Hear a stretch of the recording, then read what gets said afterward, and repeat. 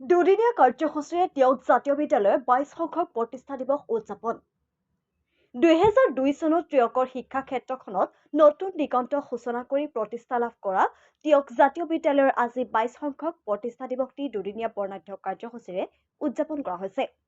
প্ৰথম দিনা পুৱা পতাকা উত্তোলন, স্মৃতি তৰ্পণ আদি কাৰ্যসূচীৰ সফল ৰূপায়ণৰ পিছত আজি দ্বিতীয় দিনা মূল কাৰ্যসূচী আৰম্ভ হয়।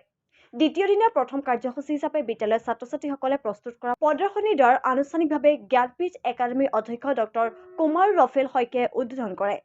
তাৰ পাছতে বিদ্যালয়ৰ সংগীতেৰে মুকলি সভা আৰম্ভ হয়। অসম সাহিত্য সভা বঁটা প্ৰাপক তথা বিশিষ্ট সংস্কৃত পণ্ডিত ডক্টৰ অকন চন্দ্ৰ শইকীয়াৰ সভাপতিত্বত আয়োজিত উক্ত সভাত যোৰহাট মহাবিদ্যালয়ৰ অৱসৰপ্ৰাপ্ত উপাধ্যক্ষ ডক্টৰ ৰঞ্জিত কুমাৰ হাজৰিকা বিশিষ্ট অতিথি হিচাপে উপস্থিত থাকে। উল্লেখযোগ্য যে উক্ত সভাত টিয়ক গৌৰৱ অসম সাহিত্য সভা বঁটা প্ৰাপক ডক্টৰ অকন চন্দ্ৰ শইকীয়াক বিদ্যালয় পৰিয়ালে আনুষ্ঠানিকভাৱে সম্বৰ্ধনা জ্ঞাপন কৰে। উক্ত অনুষ্ঠানকেইটাত বিদ্যালয়ৰ সঞ্চালক প্ৰদীপ চুতীয়া, সচিব সৌৰভ বৰাকে প্ৰমুখ্য কৰি অঞ্চলৰ বহুসংখ্যক গণ্যমান্য ব্যক্তি উপস্থিত থাকি সহযোগিতা আগবঢ়ায়।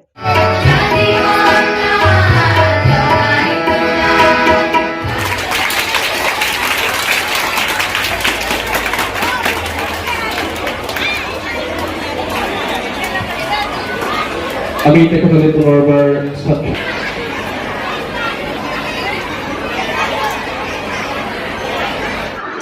2002 চনত প্ৰতিষ্ঠা লাভ কৰা টিয়ক জাতীয় বিদ্যালয় ইতিমধ্যে 21টি বৰ্ষ সম্পূৰ্ণ কৰি 22টি বৰ্ষত ভৰি দিছে।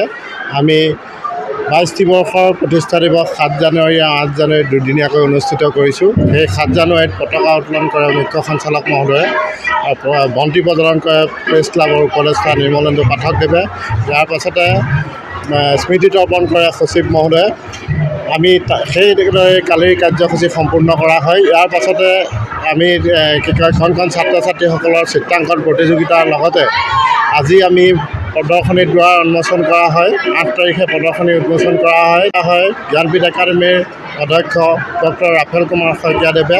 ইয়াৰ পাছতে আমাৰ মূল সভা অনুষ্ঠিত হ'ব। এই মূল সভাত বিশিষ্ট অতিথি হিচাপে আমি আমন্ত্ৰণ জনাইছোঁ যোৰহাট মহাবিদ্যালয়ৰ অৱসৰপ্ৰাপ্ত উপাধ্যক্ষ ডক্টৰ ৰঞ্জিত কুমাৰ হাজৰিকা।